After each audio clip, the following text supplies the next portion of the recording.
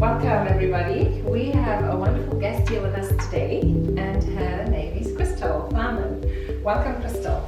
So I would love to introduce you to Crystal, but I read her bio and I was completely blown away because I thought to myself, oh my God, Superwoman is coming to be interviewed.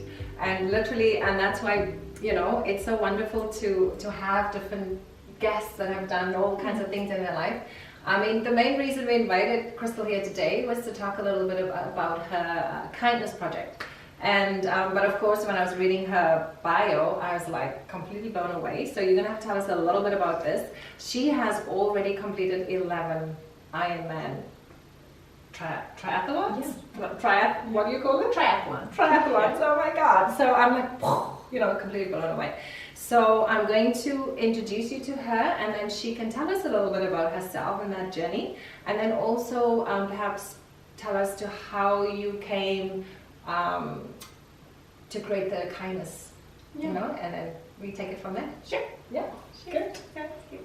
I had a secret dream many years ago to do the Ironman triathlon, and I actually didn't know the distances. What is a secret dream? We all have a secret dream.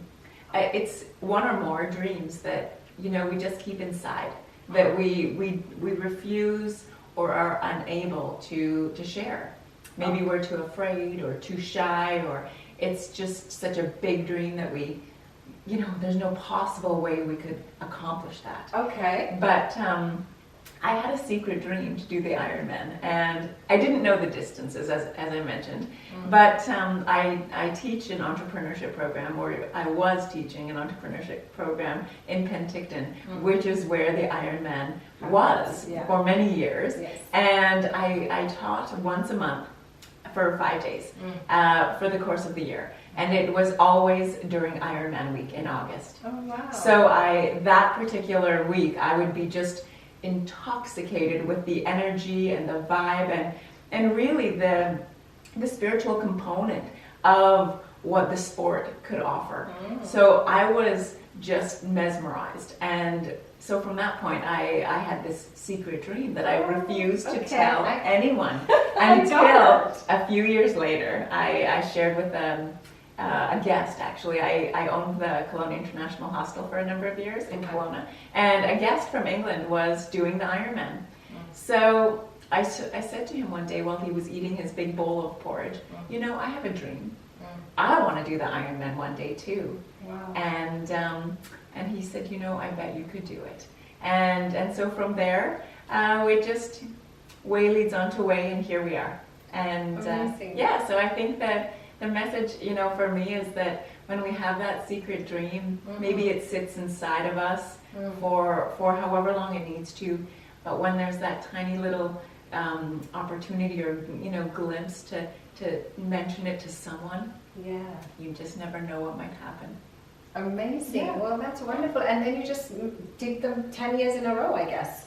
Yeah, I actually did 3 Ironman races in 1 year, and then I did them every second year. But it's been a decade. It's been a decade since I've been to that kind of I stuff. can honestly say that I was like, wow, because I know people do that like for once in their life. It's like a dream just to do it once in your life, and then you did so many, and like you're going to do another one coming. Yeah, it's on my bike that I have my greatest conversations with God or the universe, and so 6 hours can go by, and I honestly don't know where the time went. And so it's my space to, I'm a natural introvert, so it's my space to kind of connect with so there's another part of, like, how we always have our guests talk about how their day-to-day life and the things that they're passionate about, how spirituality influences that in our day-to-day life. And it's like, I'm not surprised that obviously cycling and stuff like that connects people to themselves spiritually, because really I believe it.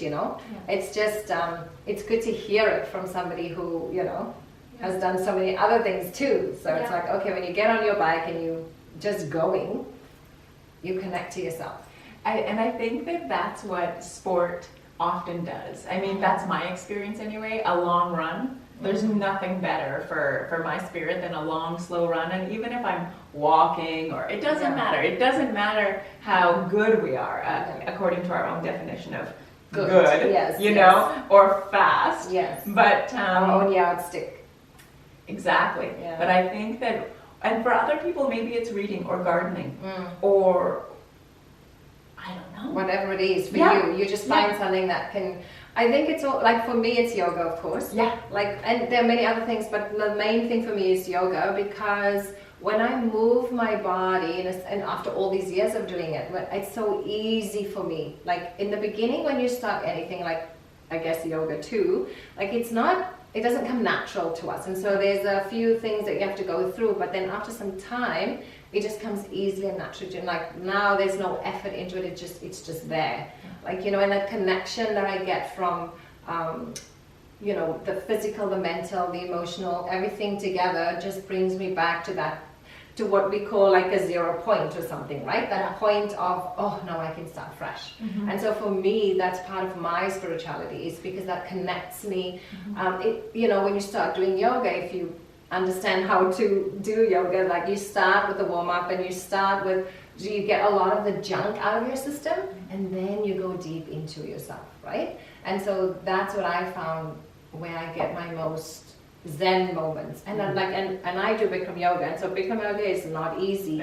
And like I used to laugh at myself, so I'm going into my class so that I can relax, and people would laugh at me. It's like, how on earth are you going to relax in this hard class? But literally that's what's going on for me, is that I come to that point where everything gives up, your mind gives up, your body gives up, everything gives up, and you're in that point of 0.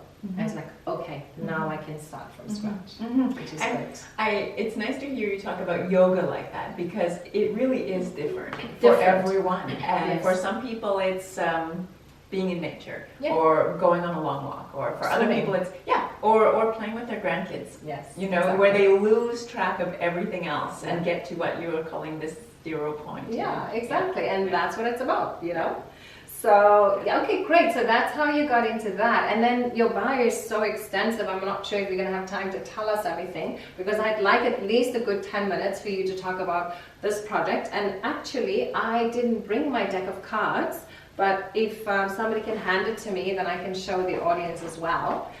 This is what inspired me to invite Crystal to join us, thank you so much, on podcast today, because she created this thing called the 10 million acts of kindness movement. And so she'll talk a little bit about that. But, you know, if you want to bring us to the point of how you did that, you know, some of the things that came along the way. So we've all seen the movie Pay It Forward.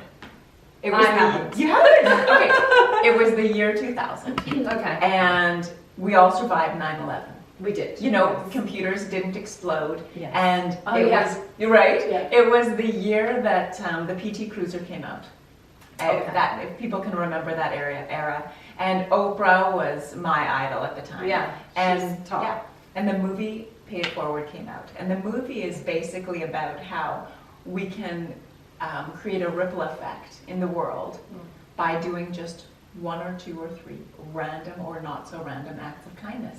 So since I saw that movie, random acts of kindness have been my, like, you know, whether it was a first date with a you know, new boyfriend, or whether it was a girlfriend Saturday afternoon get together, we would go and do random or not so random acts of kindness. Yeah. So we would print off these little cards that said, now we're raking your leaves, and we would, you know, tape or somehow affix the little note that says, we did this as a random act of kindness, now it's your turn to pay it forward. Okay. So the movie is essentially kind of like that. And so I've been doing that since then. Since you saw the movie. Yeah. And so, I mean, kindness is our greatest currency.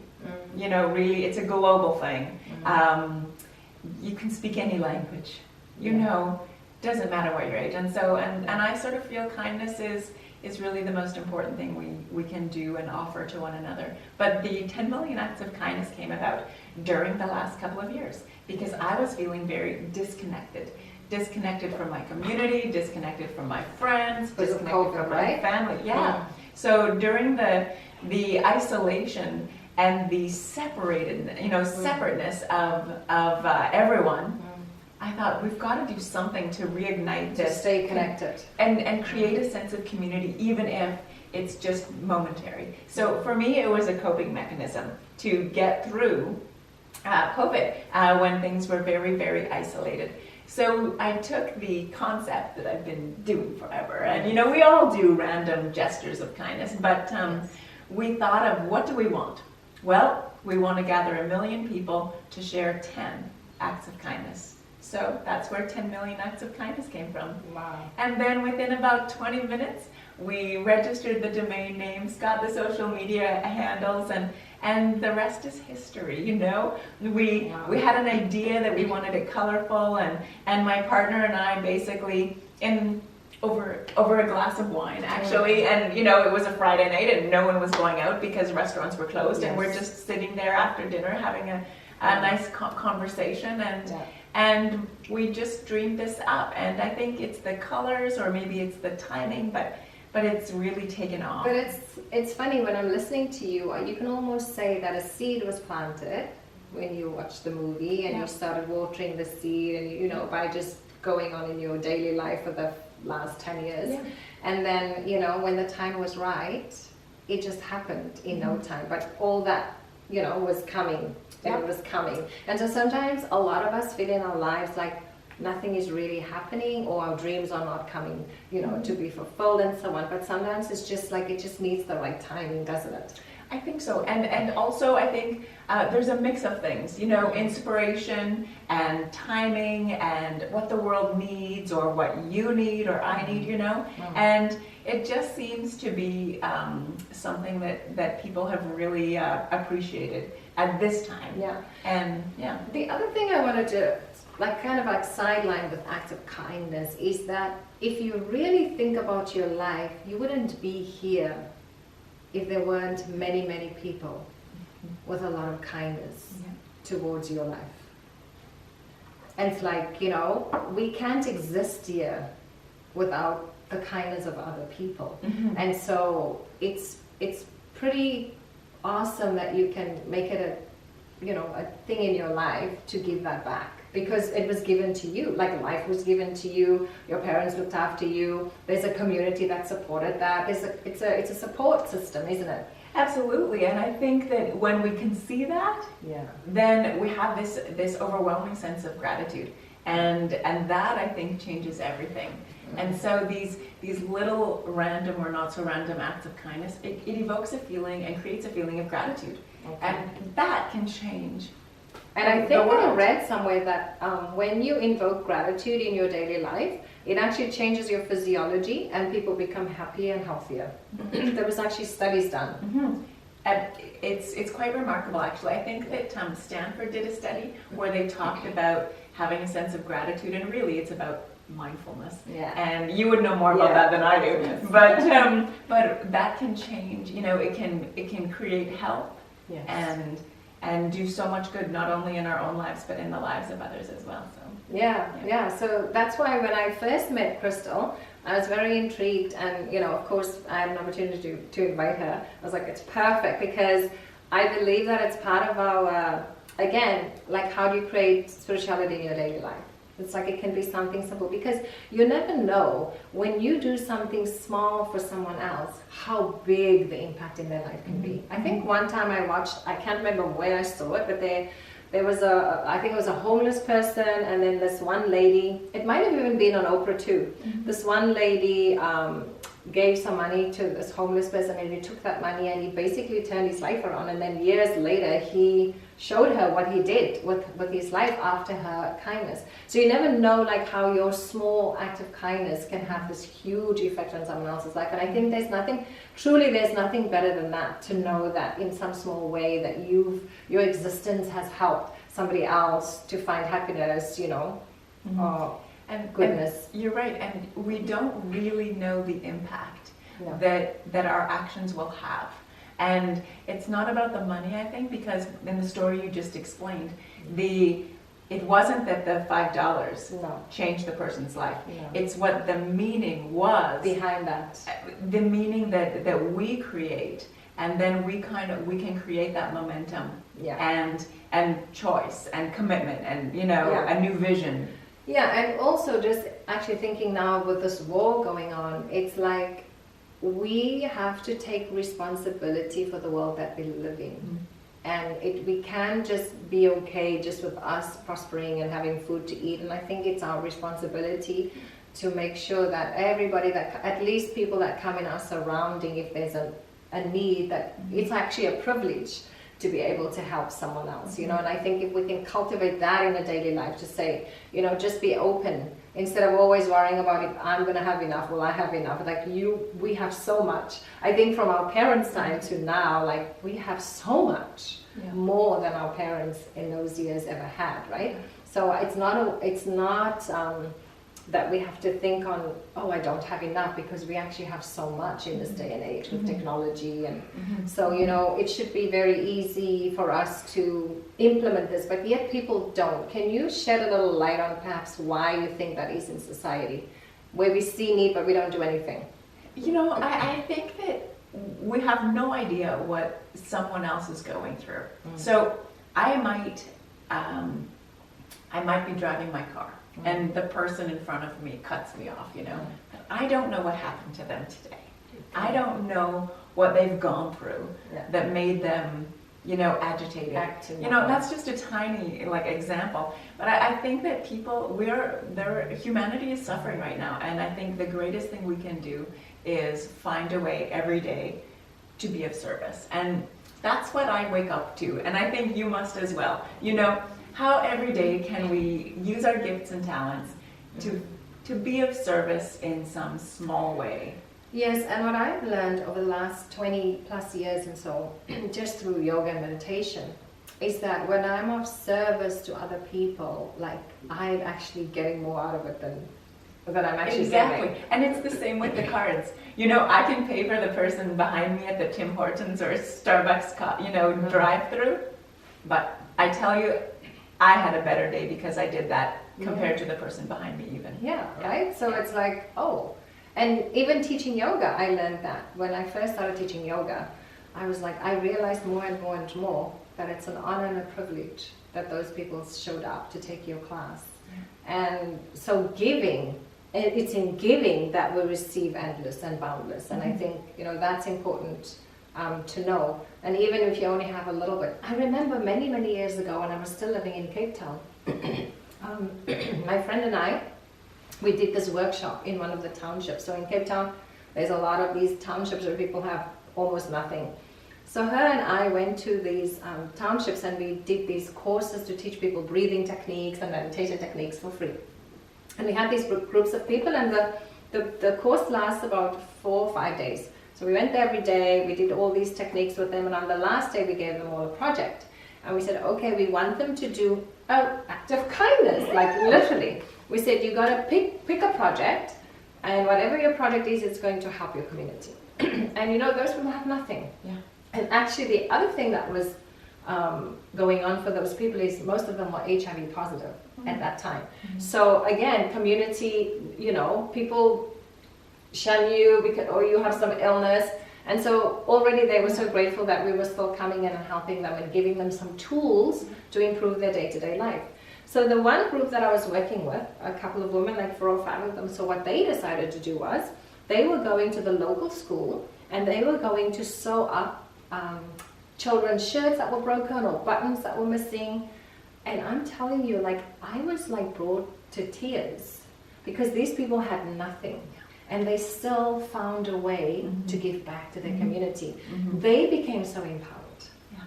So even when you think you have nothing, when you give something, you feel more empowered. And that's literally the story of giving and the kindness of giving. It's like the same with forgiveness. Forgiveness is not for the other.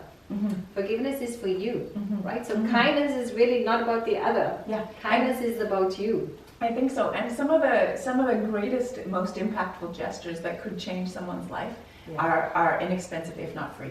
Yeah. You know, like saying hello to someone. We think, oh, that's such a minor gesture, but actually, for the person that you said hello to, we don't know what they're going through, or just the little tiniest gestures. Exactly. And I mean, the reason we have that is because the most wonderful thing that we have is our life.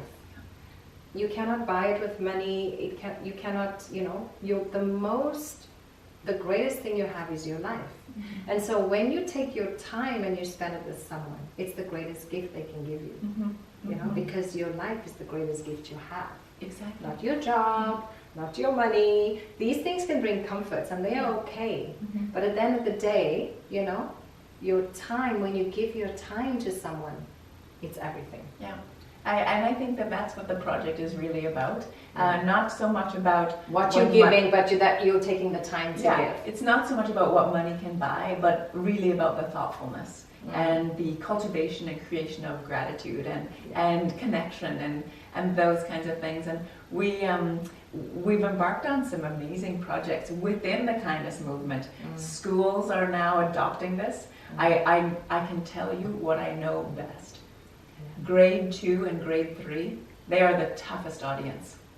Oh my gosh. So, but they're adopting this concept of kindness in schools now. So different schools, Rotary, even Scouts, and do you remember Girl Guides? I do. Yeah. You know, and businesses are now adopting the 10 Million Acts of Kindness movement and creating a movement within their own organization. And I think that's what will change the world. You know, when we look at the current situation, and for some people watching the news is very hard. I don't watch the news. Me neither. Because I haven't for 30 years. I find it so overwhelming. And so when I think now more than ever, if we can find a way to, you know, to create a little bit of a ripple effect of that kindness, and we just never know where it will go. And I really believe that, you know, love and kindness is what makes the world go round, because like when you look through history, like the world has always gone through trials and tribulations and hardships. There's World War I and World War II, there's like wars, so many wars,